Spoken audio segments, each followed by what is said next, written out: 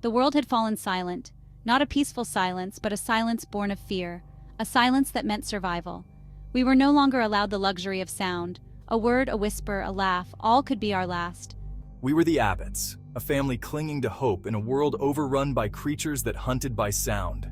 Blind as bats, but with an acute sense of hearing, they were attracted to even the slightest noise. We had learned to navigate our lives in this terrifying new reality.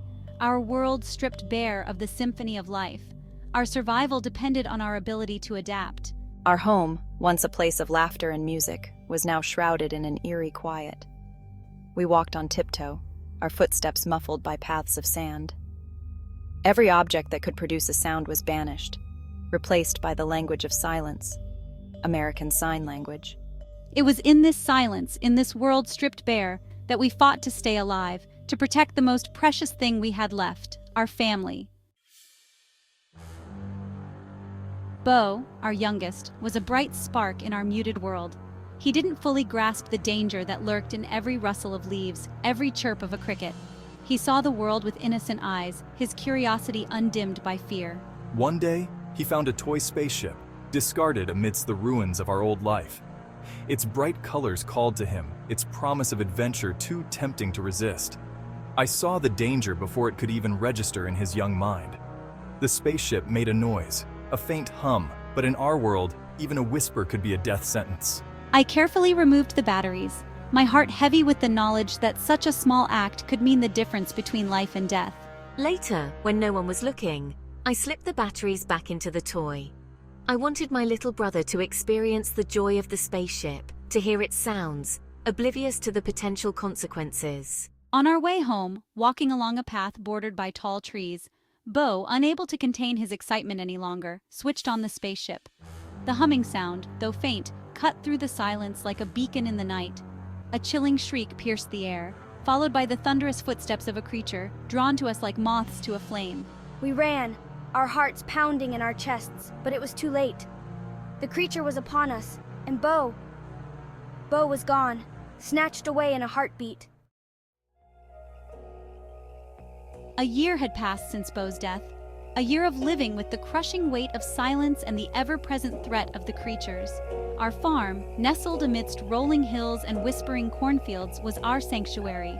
We had learned to adapt, to move like phantoms in our own home.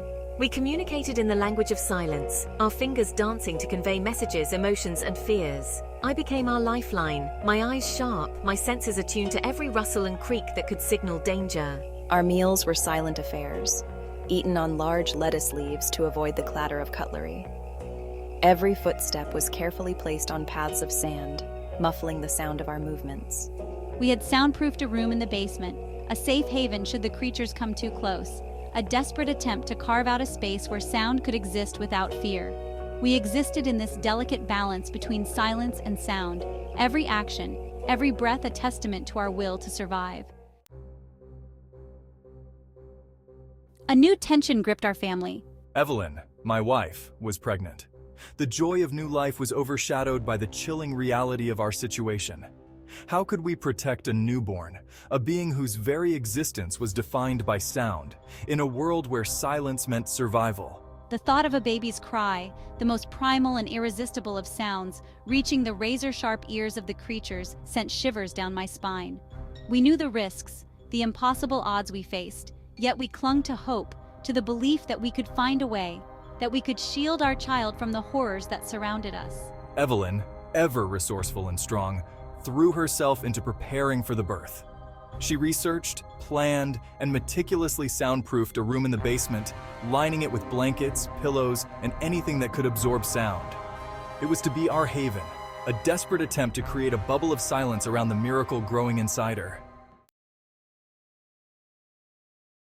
The silence that enveloped us was absolute, but I refused to let it consume us. I spent my days searching for a way to fight back, to find a weakness in the creature's armor.